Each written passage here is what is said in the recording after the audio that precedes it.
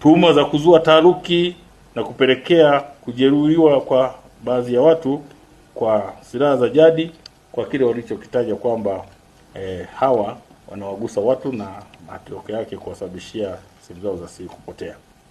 Kwa hiyo ambao ni wahanga na wao pia tunaendelea kuwashikilia na kuwahoji. Wa kwanza ni Veniko Msangawale, miaka 20. Huyu ni mkazi wa kijiji cha Nambizo wilayani Mbozi katika mkoa wa Songwe. Lakini pia kuna mtu mmoja ambaye mpaka sasa hivi hajafahamika jina, mwenye umri kati ya miaka 25 mpaka 30.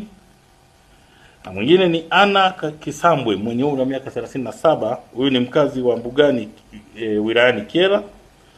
Na Eliud Duncan miaka 20. Huyu ni mkazi wa Katumba Tukuyu. Hao wote ni watuhumiwa kwa sasa hivi kwa sababu wamezua taharuki ya kwamba sehemu zao za siri wanashikiliwa kwa kujihusisha sasa na vitendo hivi vya kuwagusa watu na kuwapotezea sehemu zao za siri. Lakini uchunguzi ambao tumeufanya pindi linapotokea tukio hili, wote hao wanafikishwa katika hospitali na kufanyiwa uchunguzi, lakini wanabainika kwamba wako sawa. Kwa hiyo tumegundua kabisa kwamba hii ni taharuki ambayo inazuliwa na watu, kikundi cha watu kwa nia fulani ambayo wanahitaji aidha kupora mali au kujipatia fedha.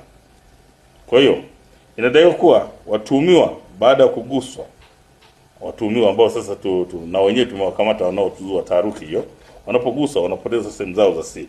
Jambo ambalo mpaka sasa hivi wameendelea kuzua taharuki, wanapiga kelele, na wanapopiga kelele ndipo kundi la watu linakusanyika.